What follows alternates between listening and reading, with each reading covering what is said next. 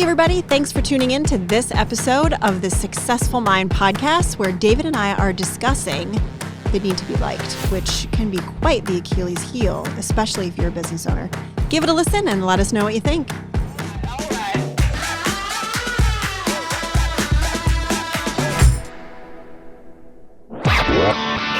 You're listening to the Successful Mind podcast.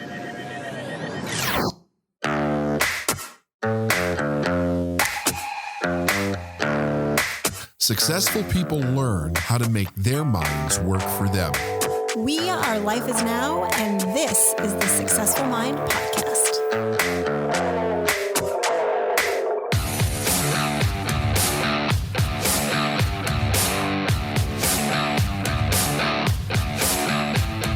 Howdy. How you doing? Good. Happy mid-January. Can you believe we're in January already? Oh, yeah. I mean, we operate on Nagel time. Like, time is, what do you say? Time is a construct? I guess you don't say that. Most people say that. Time is a construct, but it's crazy how fast time goes. Yeah, it is. Right? It really is amazing how fast it goes. Although I will tell you this, I have a shameless admission here. Admission. For whatever reason, January is the longest month of the year for me. It feels like it's never going to end. I like January because it's my birthday month. Yes, it's your birthday month. And right? Right. Like, yes, it's my birthday month, so I'm fond of January. But I will say that I've heard from a lot of people that they feel like January is the longest month. I mean, it's the coldest, it's the darkest, it's the, it's not the shortest days. December is the shortest days, but it's kind of coming, and it's also the slump after all of the like hoo-ha of the holidays. Right. Yeah. Right. So it's like you're in and this. There's an energy drop. Yeah. There's an energy drop. There's a sugar crash that happens after all the. You have to ramp up and go back to work for a lot of people. It's an interesting. Yeah. There's a lot going on in January. I guess I never really think about how much is changing in January. It's a big change. I've got my daughter. I have a daughter who has a birthday in January. You have a birthday that's in January. You guys are almost double dippers. I know. Because you're coming Christmas off of is so Christmas. Close. It's so right? close. I know. Yeah. I had a great birthday week, so I'm still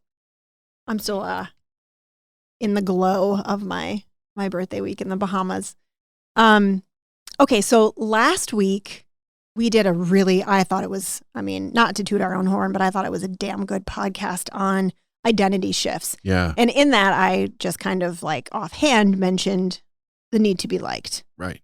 Well, I heard from people that, yes, they want to know more information about what this need to be liked is and how it plays a role in their psyche and in their business. So I think we should talk about that. Yeah, it's a big thing. So I want to start this interview style because you're kind of an expert at this.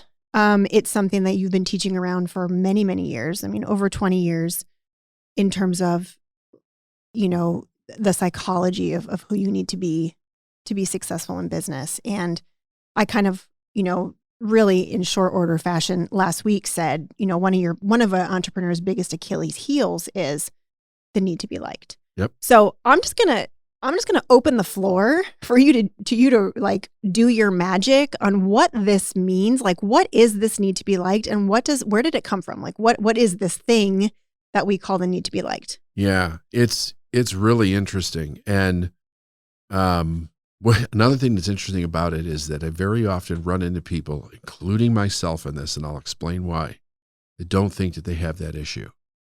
And I'll never forget, this was one of those punch in the face conversations I had with Proctor when I was coaching. Those are the best kind. Like, he would have these ones where it was just like, it wasn't a jab, it was just like a right hook to the jaw thing. So I'm having a conversation with him. I'm on the phone and I'm talking about my sales calls. And I was doing sales calls that were probably about, 45 minutes, something like that. And he said to me, "Why are you on the phone so long?" And I was doing a strategy where you kind of send out a questionnaire, they fill it out, send it back, and you do a little free coaching on this thing. So this was your sales strategy. This was part of my sales strategy for some things. And it took about 20 minutes to go through it. And he said to me, "Why are you doing that?" And my answer was, well, I think they appreciate it. And he said to me, oh, so you need to be appreciated. And I was like, you MFer. Like, seriously? I didn't see that coming. I'm still today kind of shocked that was my response. I think they appreciate it. Like, I did not have, like, what the hell kind of a business response is that, right? That is not a business response. Yeah, it's not, well, this gives me the information that I need to know if I can help them. Exactly. It was exactly. because they appreciate it. That's right. Exactly. Yeah. I think if I had said what you just said, Yeah. I think his response would have been very much different, because he might say, tell me about that. Why do you think that? Let's see if that's true. But that's not what I said. And it was an unconscious response, which was fantastic because it opened a door to something that I was having trouble with, which was the need to be liked. And I think because I grew up on the streets of Chicago, there was two dimensions of me. And one was the tough guy that needs to survive on the street that could give a fuck what anybody thought. I mean, there is that part of my personality. But then there's the other side where I want the people that I love to like me. You know what I mean?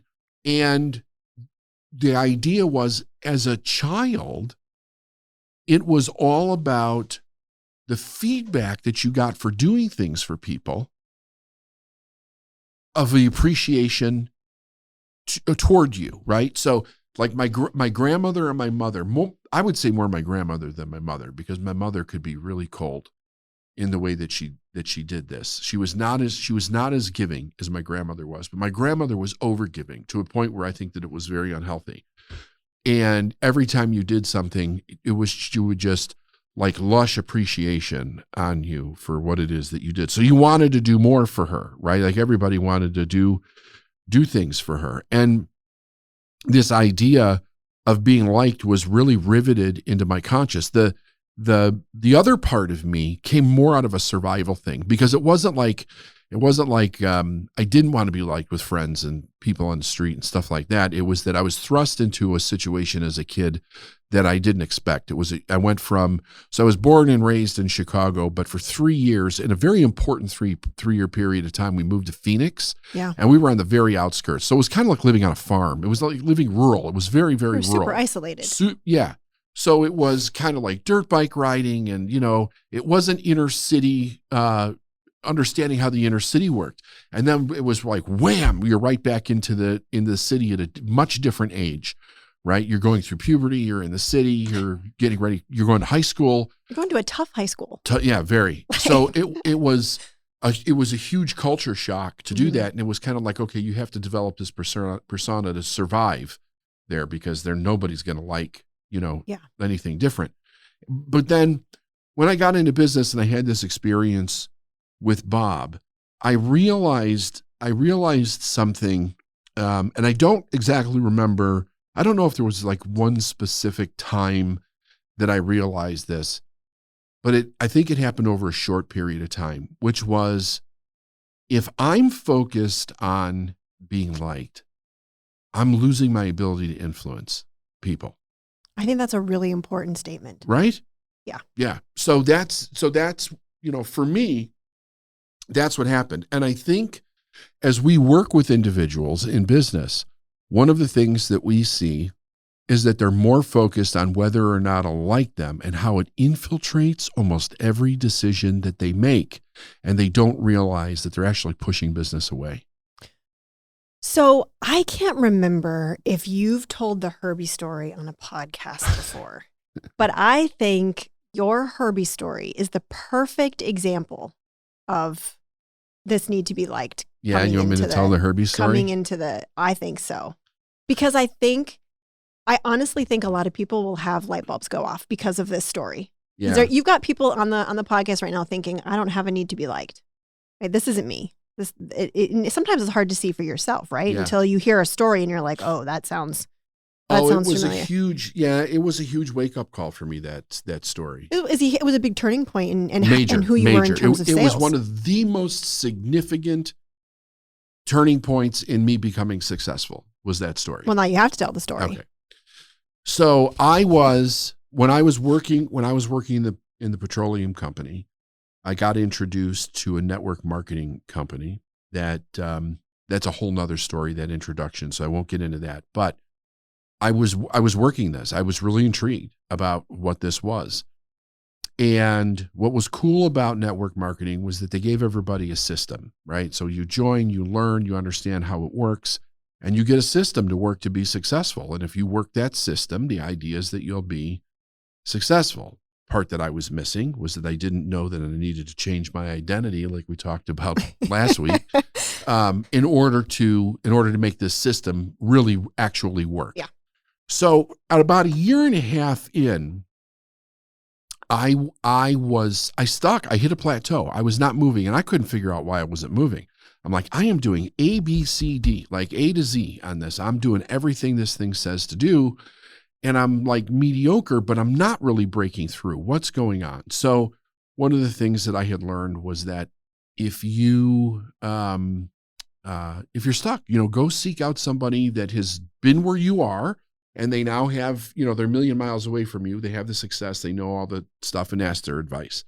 So for those of you that aren't familiar with network marketing, they have things called legs, right? It's the people that signed you up, and then the people that signed them and them and them and them. And it goes all the way, it creates a leg. It's called a leg of distributors. And eventually there's somebody at the top of that leg, and that's usually the one that's the most successful within your leg, and they're making the most money. And we had a guy who was just incredible. He was an incredible leader. He was uber successful, multiple six-figure months consistently. Great guy. I had never met him, but I had watched him speak many times. So I thought, okay, this guy's coming. He's coming to Chicago. I'm going to go see him speak, and I'm going to try to figure out a way to meet this guy. I'd become actually really good at that, which is another story, but I'm going to figure out a way to meet this guy, and I'm going to ask him what my problem is. So I had to wait around pretty much all day for him to get done speaking and everything. And I got into a position where I got to meet him, and I asked him this question. I said, listen, I'm doing everything that you tell us to do. I said, I've been doing it for about a year and a half. I'm completely stuck. I'm not moving forward. Can you give me any advice? And his response to me was this: you don't want it bad enough. And he turned around and walked away. And Steph, I felt like somebody punched me in the gut. I was so hurt. Like, my first reaction was hurt. Because you felt like you really did want it bad enough. I did, yes. I'm doing everything that they say. I figured out how to meet this guy. I'm asking this question. I'm going, next level. You're just thinking this guy's an asshole. And that's my first thought. This guy's the biggest jag-off that I've ever. I'm from Chicago, so if you're from Chicago, you're a jag-off, right? You're an asshole in California. In Chicago, you're a jag-off. Yes. So I'm thinking this guy's a total jerk. And I was so pissed. I left. This was supposed to be a 2-day thing. I left, and I started driving home, and I had about an hour and a half drive home. And for the first, 20 minutes, I'm just calling this guy every name in the book in my head. I was smoking mad. And then about halfway home, I calmed down, right? I kind of got that out of my system. And a voice in my head said, what if he's right? What if you don't want it bad enough? What if that actually is the problem? And I was having a hard time with it because I felt like I wanted it bad enough. I wasn't making excuses. I was doing the things that they said to do. I had to overcome a lot of bad habits that I had, like talking to strangers and, to be able to go out and recruit people. And I'm thinking, okay, so if that was true, if I didn't want it bad enough, how would I know that? Where would that show up? And immediately what came to my mind was this story about a dog named Herbie. And so let me tell you this story about this Herbie dog, right? Yes. So here's the thing. Our house where we lived was kitty corner, right? Across an intersection. This is in a private community, right? This couple lived over there, and they had a dog.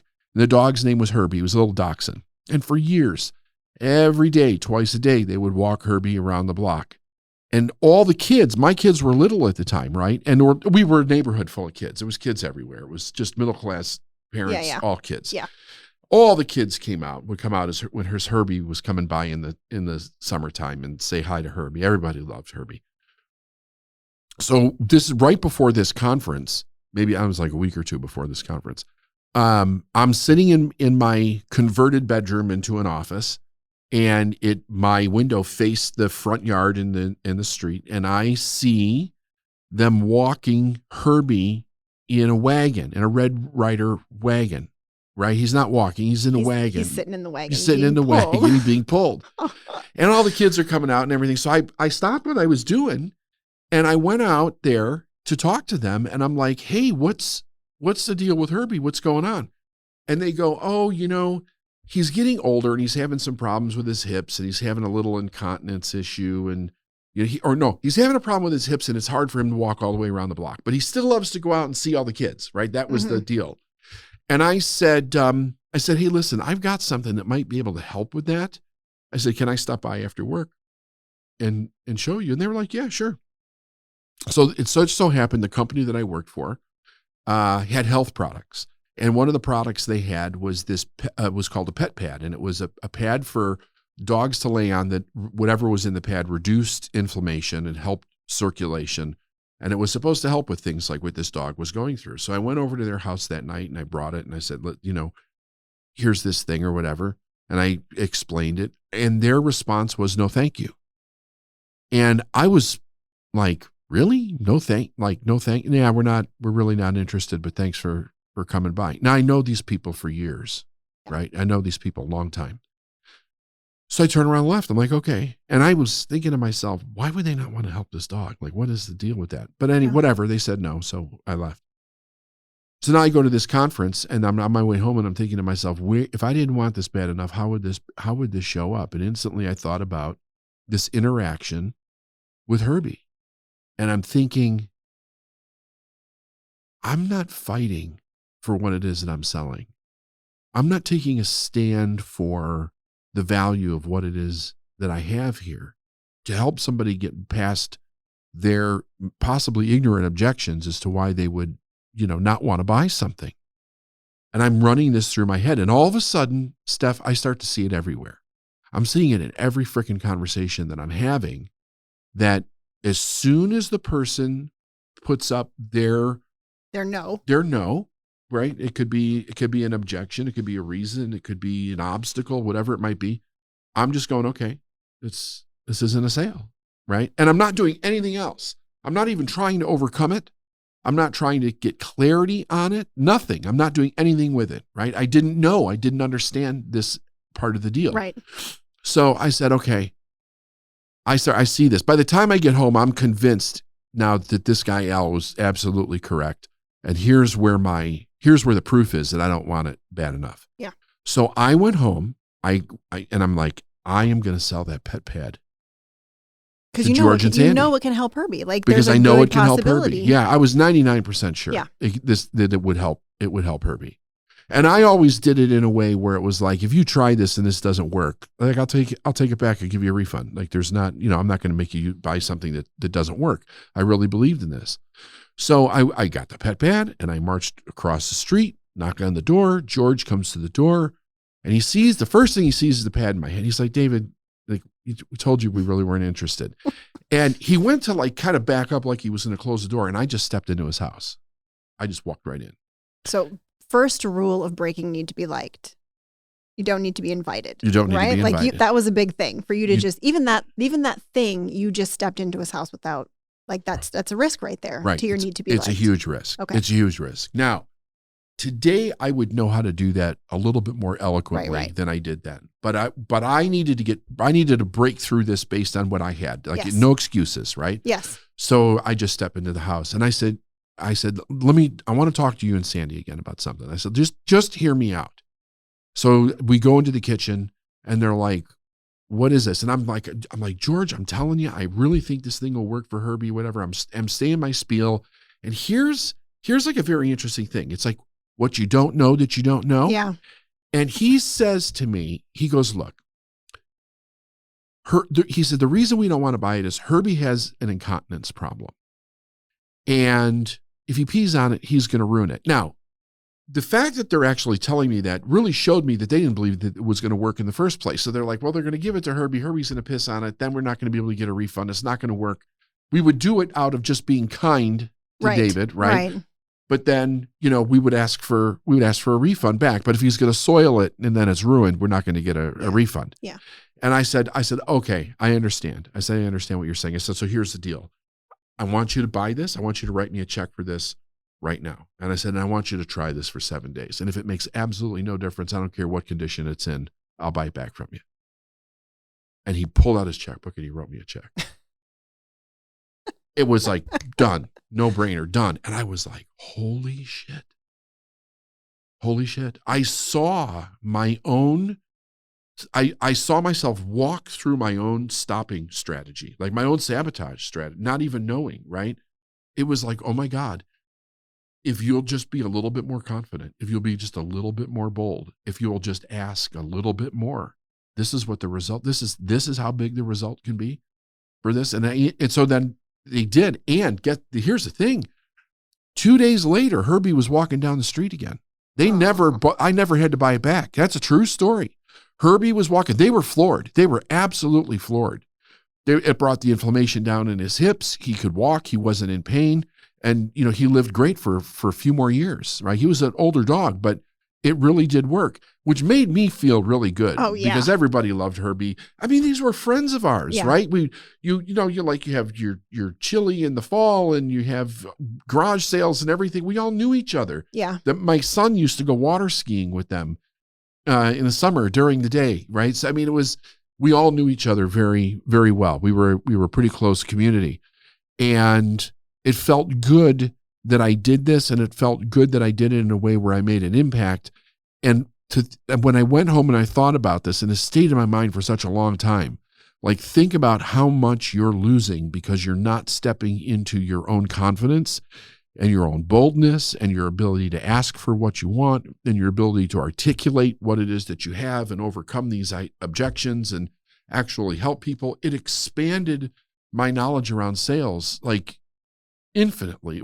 It made such a profound difference in my mind, which then led to, just a ton more success because I saw where I was actually stopping. And I realized that the whole idea behind it was I didn't want anybody to be upset with me. Well, that goes back to our middle class upbringing. Yes. Right? Like, it's not socially acceptable for you to question someone's decisions. No, or especially that would be rude. Right. And people don't like rude people, which means you wouldn't belong, which means, you just follow that down the rabbit hole, right? Right. But when you talk about even having the money conversation, like, write me a check, right? Yeah. That's bold. That's bold. Considering both of our upbringings, right? Yeah. Like, if someone said I didn't have money for that, okay, I understand.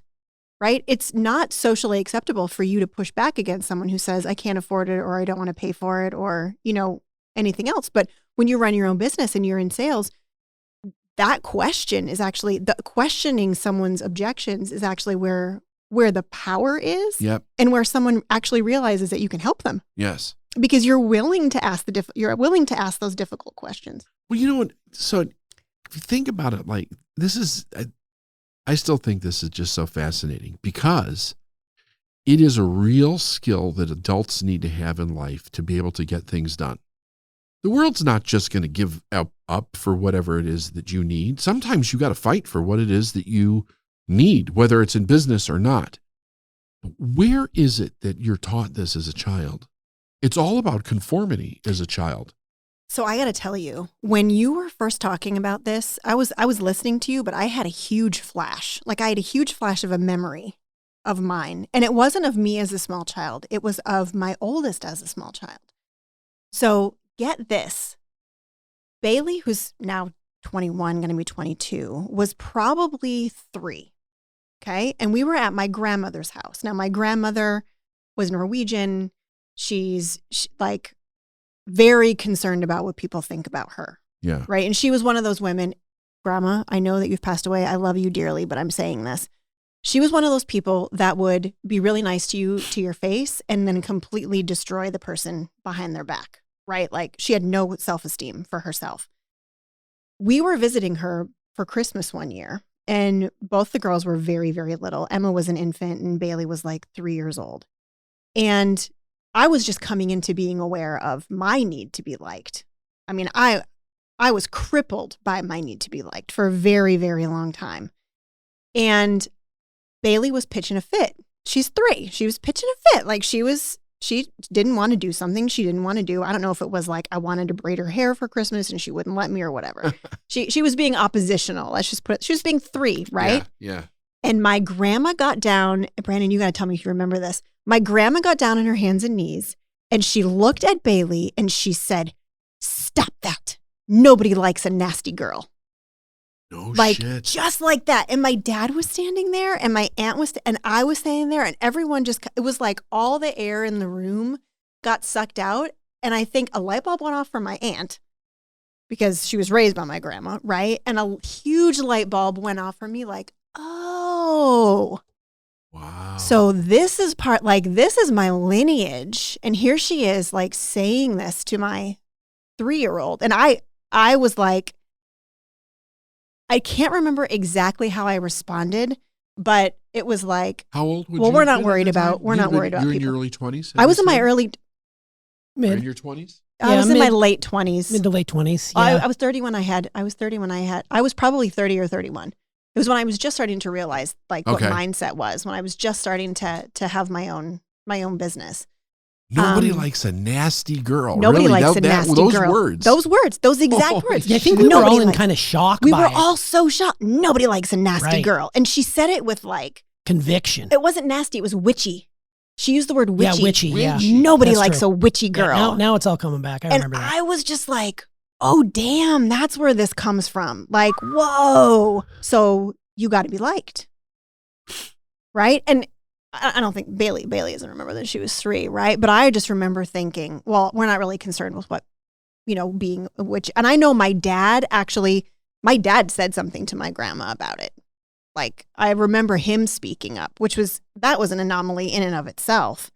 But yeah, that when we were talking about the need to be liked, I had completely forgotten that happened. But in my family, it was being liked was everything. I mean, I would go to school and my mom would say, "Oh, did you get a compliment on that thing you were wearing? Or did you get a compliment?" I mean, it was all about getting appreciation from others to know that I was okay, because she didn't have the self-esteem and her mother didn't have, it was ingrained in my upbringing that you need to be liked. So much so that you couldn't make decisions for yourself, right? Because how do I make decisions for myself if I'm constantly thinking about if other people are going to like me? I'd want to know what decision they would make. Right. Well, I'm thinking about this as you're saying it. I'm thinking to myself, it's really interesting where this would have started, because if you study like the hill tribes and stuff, almost every society, if you go back far enough, had rites of passage for people where they actually learned how to do these things. This was a natural reaction for your daughter, like for her to insist, right? That's part of the human condition to do that. It gets trained out of them. But here's something that I never thought of before, but I thought of this when you were saying this. So my great grandparents were the first ones here from Italy in my genealogy. Mm-hmm. And my great grandmother and grandfather, who I never met my great grandfather, but my great grandmother was alive for several years in my youth. She didn't speak any English at all. She only spoke Italian. And my grandparents spoke fluent Italian, but they never spoke Italian around us. Occasional word or here or there you'd pick up on. Yeah. But I remember asking my grandparents, "Why don't you speak Italian? Like, why don't you teach us Italian?" Because they could have totally raised us bilingual very easily. Because at early age when you could pick up different languages, you could learn 4 or 5 languages in a year. And here's what they told me. Because it wasn't allowed when they came over from the old country, right? That this is what my grandfather was saying. He said when my parents came over from the old country, outside of we could only speak English. We could not speak Italian because you had to meld with the community. You had to get along. You had to remove everything that was different about you and learn to mix into America in a way where you're not rejected and you're accepted. So it's about belonging. Because belonging, well, yes, being accepted, it's being liked, right? Every generation that comes over, whether it's the Italians or the Irish or the Jews or the Polish or whatever race comes over, they're rejected by everybody else at first because they're the immigrants. Yeah. So the immigrants were treated horribly. All of them were treated horribly when they first came over. They were treated horribly until a new set of immigrants came from a different country. And they weren't the immigrants anymore. Right. It's like the new kid at school, right? Yeah, yeah. You get picked on until the next new kid comes into school, Yes. right? And I remember my grandfather saying this, and he was like, no, my parents had a hard, fast rule. You couldn't speak Italian. Like, you could only speak Italian to them, but for everything else, you had to speak English. So they knew Italian because they had to communicate with mom and dad, but everything else that they did was English. They were not allowed to speak Italian. And it was so that they would not be seen as being different in any way from other people in America, and they wouldn't be judged, and they would be able to get, jobs. I mean, there were reasons behind this in their mind. But I think you've heard me say this before. Like, I'm not exactly sure when this change took place, but it took place over time, and I can see it. When I study, I see it pop up in culture in different places at different times for various different reasons. And it usually shows up with, like, there's a king or a dictator or a ruler or something like that. And if you don't obey what this person says, the circumstances for that could be horrific, right? So people tend to, they change their speech, they change what they want, what you can say, like all of that. But when did it start? Because that's not the natural human condition, as you're expressing with Bailey. Like, Bailey was going to insist on what it is that she wanted. So that's part of who we are before she's told that she's witchy, if she does it. Right. She was expressing her independence. Like, she was expressing her dislike, her independence, and that was not okay. Well, according to my grandma, that was not okay. Yep. And even though she's 3 or 4, we'll say, you don't think that had any impact on her moving forward? Because I want you to clear something up for me and help me out a little bit.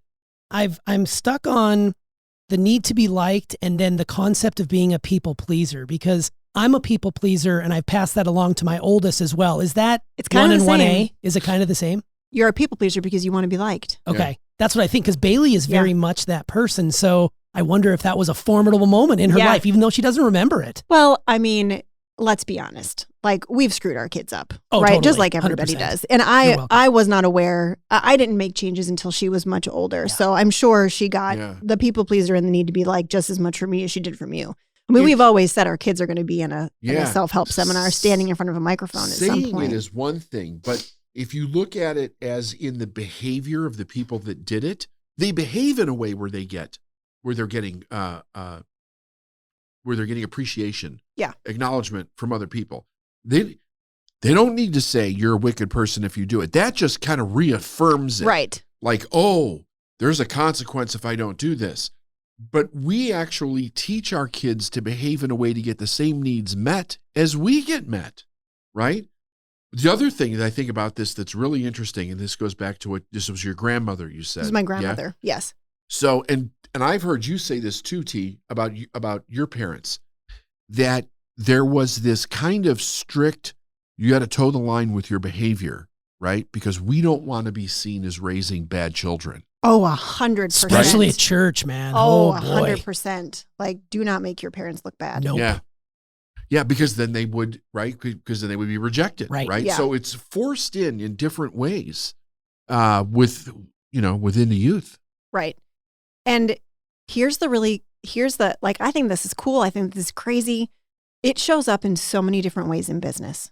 And I love the fact that you brought up people pleaser, because I think people have an easier time identifying with being a people pleaser than they do with a need to be liked, right? Like, you could say someone, Sure. do you feel like you're a people pleaser? And they'll be like, actually, yeah, I'm a people pleaser. But if you asked them, do you think you have a need to be liked? They'll probably be like, nah, I don't think I have a need to be liked. It's more right? of a flowery way to say it. It's really like, of course I'm a people pleaser. Yay. But need to be liked sounds like, I don't know, to me it sounds a little negative. Like, oh, you have such a need. You're needy. Yeah. But it is very much a people pleaser, and you're people pleasing to get your needs met, right? Yep. So in business, this shows up. I mean, it's like a landmine for people to there let's put it this way. There are multiple opportunities to get over your people pleasing and need to be liked as you Yes. grow your business, right? So Yes. you gave the example of how this shows up in sales. I mean, Right. there are multiple ways this shows up in sales, right? You don't pick up the phone to have a sales conversation because you don't know how to navigate the conversation so that you can be liked. You're afraid of rejection, which means you're not liked. This shows up in the sales conversation with pushing back against someone saying, oh, I can't afford that, Right. right? You don't even think to say, well, wait a second. Is it that you don't have any money at all? Or you don't have any money for this? Right. You don't Right. you don't consider continuing the conversation because you're stopped by that people pleasing or that need to be liked. You don't Yeah. want to be seen as the pusher or greedy or salesy or whatever label you've given it, but actually asking those questions, you're being in service to Yeah. people. Absolutely. And one of the other things that goes along with that is, like with my parents, my mother and my father are both. If they said no and you asked again, you got shit for it. Oh, No is no. no is no, Don't man. ask again. Don't you dare ask me again. No is I a already complete told you no, sentence. right? Can I please stay out after dark? All the other kids are staying out. No, right? It was Yeah. do not. I mean, you got more trouble for asking again. Persistence was just wiped out of you when you do that. Yeah. You can't fight for what you want. Right. Yes, that was my experience as well. But it also shows up when you're transitioning from, like, let's say you're the leader of your company now. You have someone doing sales for you. I see a lot of team leaders worried about what their team thinks of them. So they spend all their time thinking that they're pleasing their team rather than doing what's in the best interest of the company. They're afraid to have the accountability conversation, right? They're afraid to hold people accountable to their KPIs. Yeah. They're afraid to hold people accountable for following systems that they've agreed to. They're worried about what their team is going to think if they take a 2-week vacation, right? They're worried about their team finding out how much money they make. So it shows up in really sneaky ways in business at all levels, right? That like this, there's no one level that's immune to experience this like people pleasing It's or true. need to be liked. It's very true. And it shows up in pricing, right? We had a meeting in December. We had a meeting with one of our private clients. It was such a fun meeting because he's made so many incredible that's things for sure. happen Yeah. in his like it was anyway.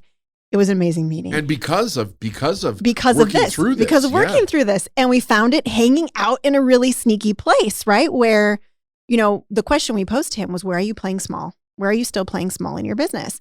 And it came up around, I asked a question about pricing because nobody wants to talk about pricing. So I always have to ask this question, like, are you priced competitively? Do you feel like you're priced where at the level of service that you provide to your clients? And he said, well, I'm priced competitively, but I find myself discounting my services. And inside I was like, yes, we struck gold because this is a huge area of growth, right? And it's because he's like, well, these people are nice. And then you went into a whole teaching around, oh, you don't think it's nice to charge people. Right. But the underlying value is he didn't want to be perceived as a bad person. He wanted to be liked by these people. He wanted to be appreciated. So he thought to get that would be to discount his prices. And this is not something new in business. Like No. we talked to entrepreneurs, and he's been in business for a long time, right? Like we talked to entrepreneurs who consistently do this. Yep. They'll set their prices and then they'll get on the phone with a prospect and then they'll quote a lower price than they actually set. That's true. And then they have a hard time meeting their financial goal. Right? So it shows up in so many different places. And I got to in say, business. as we were, because what we do is we took him through an exercise Yeah. that helps him realize this. Yes. And we teach him how to change it.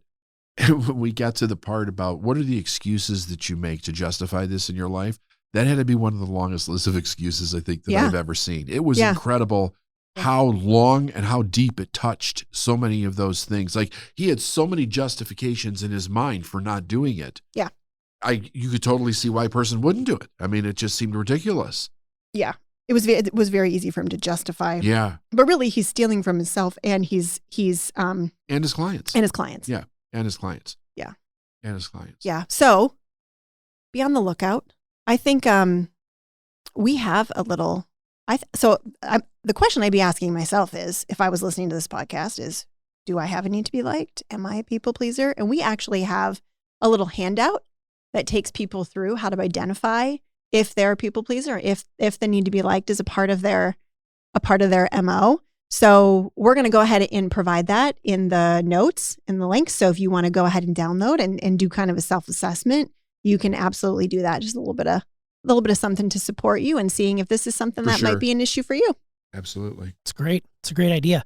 I can't believe we went this long, first of all, without mentioning Herbie on the podcast before. He's been such a part of our lives, and I didn't even meet Herbie. Have we never done a podcast on Herbie? I went through and did an entire search through all of my catalog of notes. I've got a notebook of over 600 and some pages of notes, and nothing came up with Herbie. I know that I've told the story via email on David's behalf before because it's such a profound story, and Herbie is so dang cute, so I always include the picture of him in the email. But I wasn't sure if we talked about it. Yeah, I don't ever recall in all the years we've done. We've got, hundreds of episodes out there. Yeah. Never once have I seen Herbie. But one big takeaway for me this episode, aside from you guys clearing up the people pleaser versus the need to be liked, is I spent about 5 minutes going through and Googling Italian swear words, which was amazing. And I'm not going to read them out loud because I don't want people to be offended, but the colorful language that the Italians speak, it's so beautiful even when they're insulting you. It is. So it just, when David had that, I had to go off on a little tangent and Google Italian curse words just to try and figure out what your grandparents were saying, David. So that's where I was at with this episode. I think that's pretty cool. Great. Yeah, well, that could go down a whole different road. Yeah, good. Exactly. It was interesting how, I just got to say this now that you mentioned this. It was okay. It was not my father, because my father really wasn't involved in this, but my mother and my grandmother and my grandfather, it was okay for them to swear in Italian. But if somebody was to actually say the F word in the house, you'd be like ostracized from the family. Oh, wow. Almost. Like, it was okay to say it in Italian, but not in They would say it all the English. time in Italian, but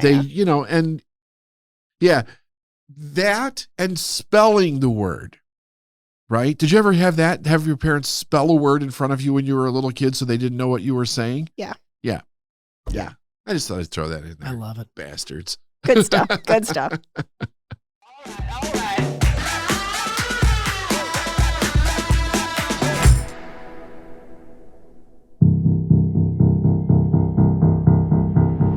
Hey everyone, thanks for listening to The Need to Be Liked. It was really fun doing this podcast. The memories that come up just from working through those things to become the success that you want to become it's really interesting. I hope you got as much out of it as we did giving it. And let us know what you think, right? Give us some notes, right? Would you agree with it, not agree with it? What was your experience as a kid with the need to be liked? And is it something that you're currently working through to move your business or your life forward? We'd really be interested in knowing. Take care.